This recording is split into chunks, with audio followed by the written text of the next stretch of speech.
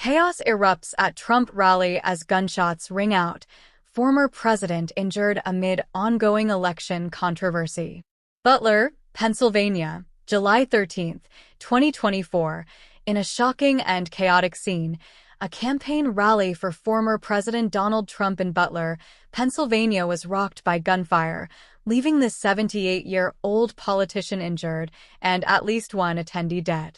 The incident occurred just months after the highly contentious 2024 presidential election, which Trump had refused to concede, alleging widespread voter fraud that robbed him of a second term. The former president was in the middle of addressing the thousands of ardent supporters gathered at the event when the sound of gunshots suddenly pierced the air. Footage captured by attendees shows Trump momentarily clutching his right ear before Secret Service agents swiftly rushed the stage, urgently ushering him to safety.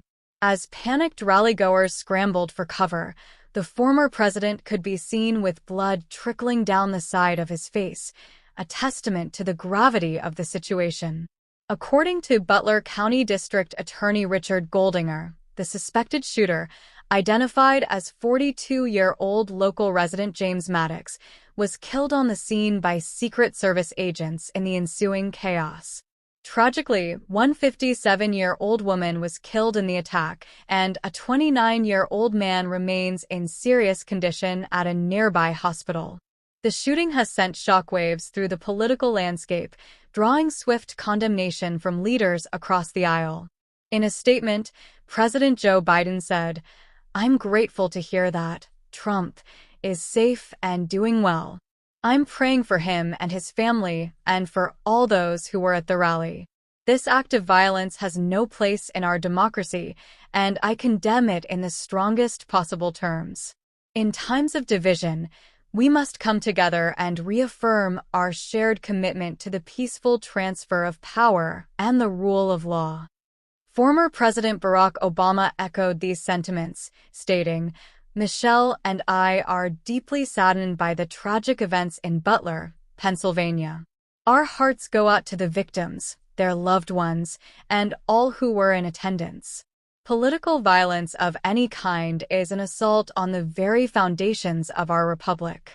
We must find the courage to rise above partisan divides and recommit ourselves to the democratic principles that have sustained our nation." Similarly, former President George W. Bush condemned the violence, saying, "This senseless act of violence is a somber reminder that our political discourse, no matter how heated, must never descend into bloodshed. I'm relieved to hear President Trump is recovering, and my prayers are with the victims and their families. Now is the time for Americans of all stripes to come together in a spirit of civility and mutual respect."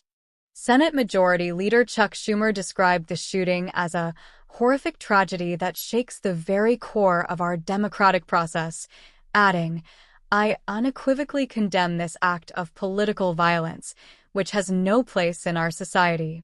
My Democratic colleagues and I stand ready to work with Republicans to address the scourge of extremism and find ways to protect the sacred right of all Americans to participate in our elections without fear." Senate Minority Leader Mitch McConnell echoed the call for unity, stating, "The attack in Butler is a chilling reminder that the toxic partisan divisions in our country have reached a boiling point. As leaders, we have a solemn obligation to dial back the inflammatory rhetoric and find common ground. My Republican colleagues and I send our deepest condolences to the victims and their families, and we will work closely with the Biden administration to ensure the perpetrators are brought to justice." This chilling incident serves as a stark reminder of the urgent need to foster civility, respect, and nonviolence in American politics as the country confronts the sobering consequences of a deeply polarized political climate still reeling from the aftermath of a bitterly disputed election.